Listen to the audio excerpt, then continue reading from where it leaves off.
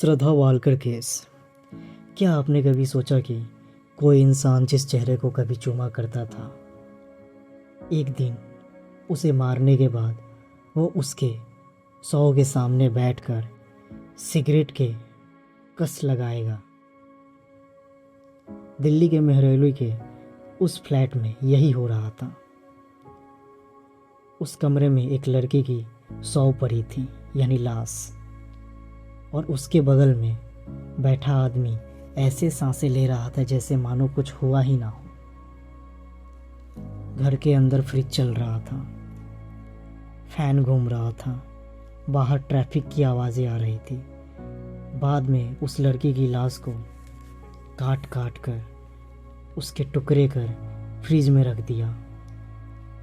लेकिन वो हत्यारा उसी घर में रह रहा था, उसी घर में रह रहा था,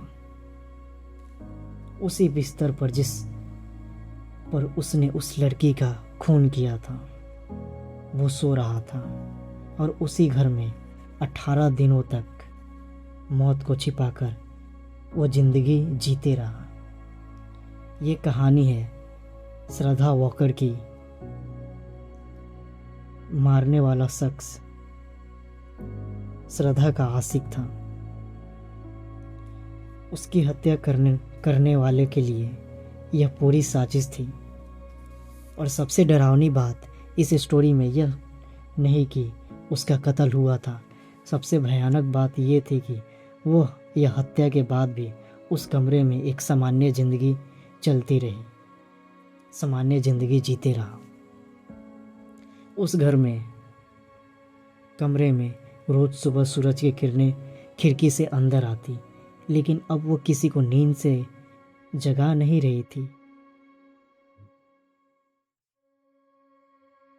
दीवारों को सब पता था, फ्रिज शरीर के टुकड़ों को संभाले रखा है, और प्रत्येक हवा में ऐसा राज तैर रहा था जिसे कोई नाम नहीं देना चाहता था।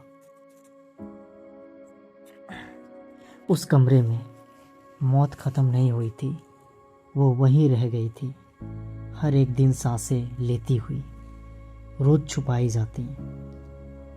दोनों की प्रेम कहानी में जब पुलिस ने आफ्ताब को पकड़ा और पूछताछ जारी की तो आफ्ताब ने पुलिस को बड़े ठंडे दिमाग से बताया, यह आफ्ताब उसी श्रद्धा का बॉयफ्रेंड है। पुलिस को उसने बताया उसकी ये दर्दनाक कला किसी टीवी शो डेक्स्टर से इंस्पायर थी। यह एक ऐसा शो है जहां मुख्य किरदार बहुत सफाई से शरीर के टुकड़े करता है और उन्हें फिर सुनसान जगहों पर ठिकाने लगाता है। आफ्ताब ने उस टीवी के काल्पनिक कहानी को हकीकत का खौफनाक रूप दिया।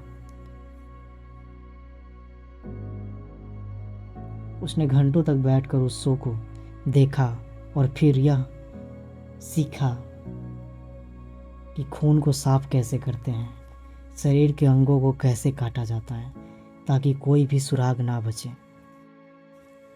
लेकिन असलियत और पर्दे के पीछे एक बड़ा अंतर रहता है। असली ज़िंदगी में डेक्स्टर्स का अंत होता है, लेकिन आफ्ताब अभी भी जीवित है। तिहाड़ जेल में बैठकर वो शतरंज खेलते रहता है, मानो कि जैसे किसी वो बड़े खेल का हिस्सा हो। जिन्होंने तिहाड़ में आफ्ताब को देखा है वो कहते हैं कि उसके चेहरे पर कोई निराशा पछतावा नहीं होती, एक अजीब सी चमक दिखती है जीत की, मानो जो वो चाहता था उसने उसे अंजाम दिया। श्रद्धा की कहानी में कम लोग यह जानते हैं कि श्रद्धा ने 2 साल पहले ही अपनी मौत का प्रीव्यू देख लिया था। साल 2020 में उसने पुलिस को एक चिट्ठी लिखी थी जिसमें साफ शब्दों में लिखा था कि आफ्ताब उसे मार देना चाहता है, उसके टुकड़े कर देना चाहता है, कचरे की तरफ फेंक देना चाहता। लेकिन वो प्यार और भरोसे के उस जाल में फंसी थी जहाँ से निकलना नामुमकिन हो गया था। पुलिस भी उस समय इस शिकायत पर कोई ठोस कार्रवाई नहीं करती है और फिर 2 साल बाद ठोस। आफ्ताब ने श्रद्धा को मारा ही नहीं बल्कि उसके अस्तित्व को मिटाने की कोशिश की, हर मुमकिन कोशिश की। उसने श्रद्धा के फेस को ब्लो टॉर्च से पूरी तरह झुलसा दिया था। वो चेहरा जिसे वो कभी प्यार से चूमा करता था, अब पहचान मिटाने के लिए उसे जलाया जा रहा था। फ्रिज के अंदर जब लाश के हिस्से जम रहे थे तो उस पर जलते हुए मांस सी गंध पूरे फ्लैट की हवा में फैल गई। लेकिन आफ्ताब ने अगरबत्तियों और रूम फ्रेशनर के पीछे उस गंध को भी दबा दिया। अब आप सोचिए कि कोई आदमी उस धुएं के बीच बैठकर शांति से अपना खाना खाता। उसने श्रद्धा के उंगलियों को भी जला दिया था ताकि कोई भी फॉरेंसिक एक्सपर्ट उसके फिंगरप्रिंट के जरिए ना पहुंच सके उसके पास। श्रद्धा के मौत के ठीक कुछ दिनों बाद ही डेटिंग ऐप्स पर आफ्ताब सक्रिय हो गया। वो दूसरी लड़कियों को भी फ्लैट पर बुला रहा था और अपनी जाल में फंसा रहा था। उसी बेड पर उनके साथ भी बैठ रहा था जिसके पास फ्रिज में उसकी पुरानी प्रेमिका के टुकड़े सड़ रहे थे। वो लड़कियां भी अनजाने में उसी फ्रिज से कोल्ड ड्रिंक्स निकाल पीती जहां एक और लड़की के शरीर के टुकड़े पड़े थे। जिंदगी और मौत के बीच सिर्फ एक पतली सी कांच की दीवार थी। जब आफ्ताब का नार्को जांच हुआ और सच का पर्दाफाश हुआ तो टेस्ट करने वाले अफसरों की रूह कांप गई। आफ्ताब की आवाज़ में ना कोई कंपन ना ही डर था। वो बहुत ही सपाट तरीके से बोल रहा था, जैसे कि किसी रेसिपी के बारे में बता रहा हो। उसने एक्सेप्ट किया कि मैंने गला दबाया, फिर काट कर आरी से फ्रिज में पैक कर दिया। वो हर सवाल का ऐसे जवाब दे रहा था मानो कि जैसे वह बहुत बड़ा काम किया हो। मनोवैज्ञानिक भी आश्चर्यचकित थे कि कोई इंसान इतना ठंडा कैसे हो सकता है कि वो अपनी प्रेमिका के शरीर के टुकड़े करने की कहानी किसी फिल्म की स्क्रिप्ट की तरह सुनाए। उसके लिए श्रद्धा सिर्फ इंसान नहीं, सिर्फ एक चीज की तरह बनकर रह गई थी।